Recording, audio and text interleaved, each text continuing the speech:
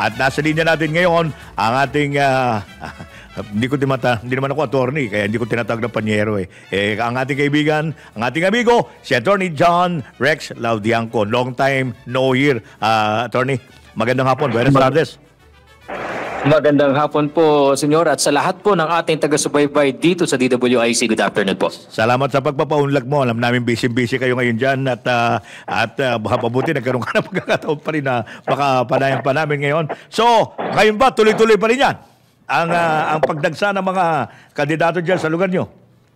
Opo, senyor, tuloy-tuloy po ang pagpunta ng mga ating mga nagbabalak o aspirante pa lang po ang tawag natin sa kanila. Hindi pa po sila kandidato at tuloy-tuloy po ang reception natin. And so far po, mula po dito sa main office, dito sa Manila Hotel, hanggang sa ibang iba't panig ng bansa po ay maluwalhati at maayos naman po ang sitwasyon sa lahat ng tanggapan ng COMELEC. Parang piyesta na kayo dyan, ha?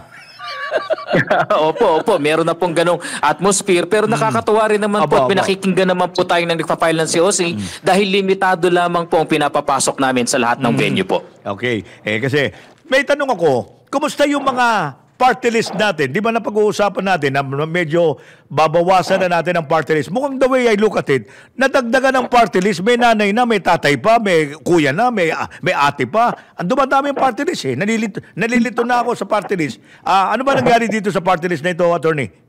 Opo, ito nga pong nakaraang September, dito pong nakaraang ngayon, ay nag-publish na rin po ng pagtatanggal ng ilang mga party list. So kung mapapansin nyo po, merong mga dati ng party list, merong pong nagpa-accredito ulit, nag-file ng petition for registration. Ngunit meron din pong mga nabawas, senyor, meron na pong inirelease ang COMELEC ng isang resolusyon kung saan malaki po, marami-rami po ang natanggal namin mga party list. Sila po yung mga either natalo po o di kaya po ay hindi nakasali ng 2 beses sa magkasunod na party list system of representation po. Kasi nagulat ako, parang parang hindi na credible yung mga party list na tumatakbo. Nanay party list. Bakit? Alam naman natin, ba't kailangan pa ba ng nanay? O kailangan pa ba ng tatay? Kailangan pa ba ng kuya na representative tayo dyan sa loob ng Kongreso? Parang hindi makatwiran. Yun lang na mga nakikita namin. Na bakit ganito yung mga party list na ito? Parang hindi na makatwiran. Parang hindi ba kaya yan ng ibang kinatawan? Hindi ba saklaw yan? Parang ganun Hindi ba natin tinitingnan yun, Attorney Rex?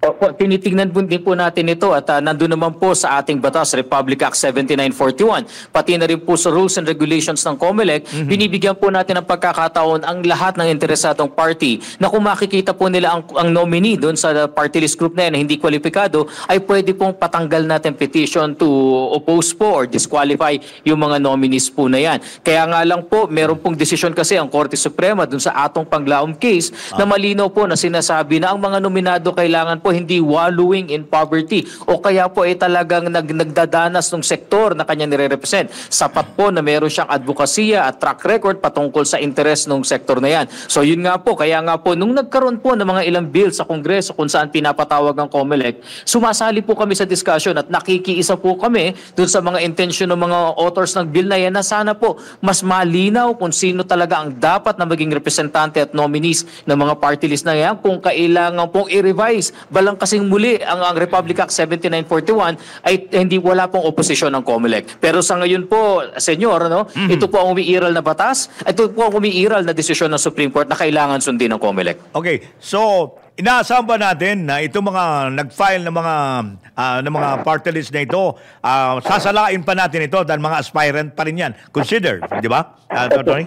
Hindi naman po siguro tahasang pagsasala, ngunit ang mangyayari po dito ay talagang mabubuksan po ang pinto kung sino man po ang magpa-file ng mga sari-saring petisyon, either laban po dun sa party list group o laban sa mga nominado para i-check yung kanilang qualifications. Ganyan po talaga ang proseso. Meron po talaga silang pagdadaanan. Kung wala naman po magsasampa sa kanila ng kaso at nakakumply po sila sa lahat ng requirements ng COMELEC patungkol sa party list, ay matutuloy-tuloy naman po ang kanilang kandidatura. I see. Natatandaan ko, nakatutok lagi si chairman nung under hearing itong sinuspending mayor na si Mayor Guo diyan sa Banban Tarlac. At ilan sa mga issue natin dito ay meron tayong sa atin, basta meron, hindi naman nire-require ng birth certificate daw pag tumatakbo tayo. Tama ba? Tama po. Bawal. So, ang nangyayari lang, ngayon ba, may paghihigpit na ba tayo? Ito, ayon po sa Supreme Court, po ng Social Justice versus Dangerous Drug Board, malinis man ang intensyon ng COMELEC pero hindi kami pwedeng magdagdag ng anong documentary requirements. Para daw po kaming nagdadagdag ng qualification pag ginawa namin yon. So, at least ngayon, plain lang, kahit na basta alam nilang naninirahan ka lang, ano ba yung requirement natin, napakabilis at napakadali at wala tayong masyadong pahigpit na requirement? Attorney? Opo, para po sa mga kandidato po, kailangan lang po ay mag-comply po sila sa edad. Katulad po sa senador, kailangan at least 35 years of age, Filipino citizen. Yung po tinatawag nating residency requirement na pagdating sa senador ay at least 2 years na naninirahan sa Pilipinas. Pagdating naman po dun sa mga ibang local government position, at least 1 year po dun sa lokalidad kung saan sila tumatakbo. At pagiging registered voter. At ang pinakahuli po, yung literacy requirement. Hindi po kailangan ng college degree o ano pa, kundi able to read and write Filipino po. Yun lamang po ang basic na pangangailangan at requirements po ng ating batas. So kahit na nagkaroon tayo ng controversial dito kay dating Mayor Goo, so hindi pa rin natin pairalin na pahigpitan itong itong mga aspirant dito na magfa-file ang kanilang candidacy. Ganun ba yun? Nako, hindi naman po, senyor. Ganito po ang mangyayari dyan. Ngayon po ay may mga nakabinbin ng kaso laban dun po sa taong na pag-uusapan natin. Ang mangyayari po dito, bagamat ngayon ay pwede pa siyang mag-file ng COC dahil ministerial po ang duty namin. Wala po kaming karapatang magtanggap. Pero inaasahan po natin na merong magsasampa ng kaso laban sa kanya. Ikalawa, kung matuluyan naman po yung mga kaso rin po na nakabinbin sa kanya, kasama po at nakikita namin na kaparusahan doon sa kaso na yan. Pag napatunayan po talaga, ay merong accessory penalty po yan ng perpetual disqualification. At pag nagkaganon po, lalo na po yung nakasampang kaso sa COMELEC na election offense, ay magiging balakid po yan sa pagtutuloy ng kanyang kandidatura. Kahit at any stage po ng ating proseso ng halalan, kahit na pasabihin natin, bago maghalalan, araw ng halalan, matapos ang halalan, pag siya po talaga ay na-adjudge na disqualified, ay madidisqualify at madidisqualify po siya ng COMELEC. So at this point naman, wala naman tayong nababalitaan na nag-file na siya. Opo, wala pa naman po kami natatanggap na balita na nag-file na po ng COC si former Mayor Alice Guo. I see. Ayun lang po ang inaano namin kasi alam natin na marami tayong natutunan dito sa nangyari kay Mayor Guo na maaari nating i-correct, pero at this point pala sa ganitong itong filing ng Certificate of Candidacy pala ng mga aspirant, hindi pa natin binabawasan o hindi pa natin dinadagdagan ng anumang restriction maliban doon sa mga binanggit mo na you are a Filipino naninirahan ka rito sa, ganun lang kasimple no. Naninirahan ka sa Pilipinas ng 2 taon, okay na. Okay, 1 taon ka na nakatira dyan sa lugar mo na tatakbo ka, okay din. Wala na yung mga birth certificate, hindi na pinag-uusapan yon.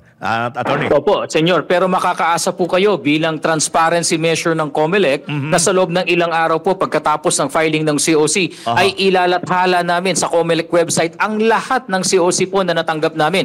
Nang sa gayon, yung ating mga kababayan na maaaring merong impormasyon, may-aring may ebidensya. Kahit sinong kandidato na nag-file ng COC na kung may question sa kanilang qualification, pwede po tayong magsampa ng kasong petition to cancel or deny due course or COC. Napakaganda na at least nabigyan natin ng impormasyon pa rin ng mga tao hinggil dito at baka kasi dun din ang kanilang worry sa sitwasyon yan at they thought na baka may mga pagbabago pero as is where is pa rin pala ang sitwasyon pinaiiral sa COMELEC dahil wala tayong nakikitang anumang mga problemang kakaharapin sa hinaharap. Ganun ba yun, Attorney?